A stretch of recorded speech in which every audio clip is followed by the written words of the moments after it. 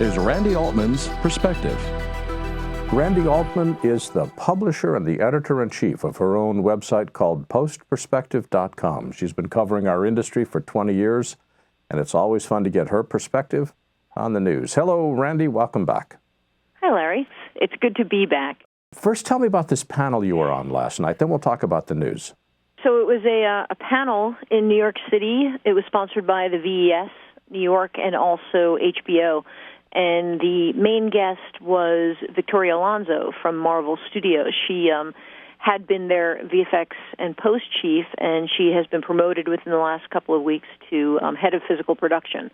So she was kind enough to fly across the country and spend the night with us, talking about how to break into visual effects, the beauty of mentoring and encouraging people.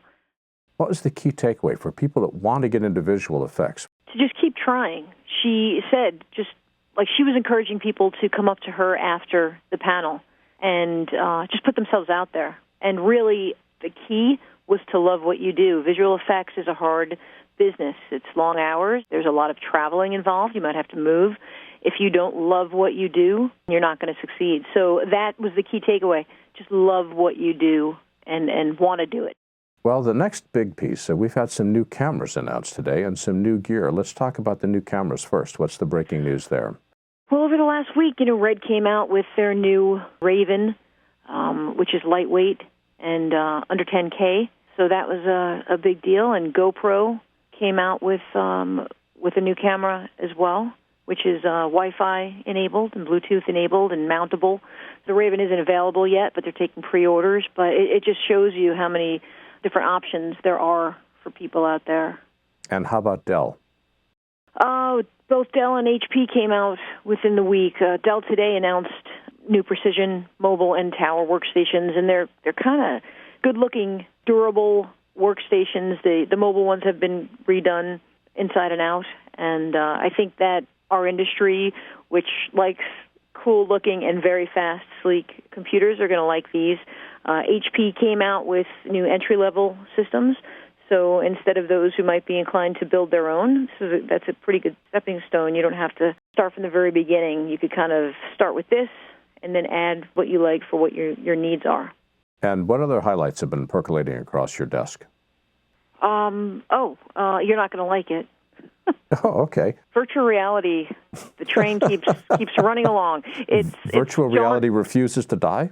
It does, even though it's sort of at its beginning stages. But Jaunt just announced that they got a ton of money, investments from some big players and studios.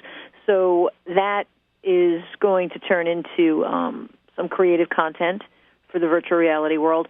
But also there's, even at IBC, there were some rigs people were putting together, GoPro rigs. At the Al Jazeera booth, there was an 8-camera rig for virtual reality, and it's not going to go away, not yet.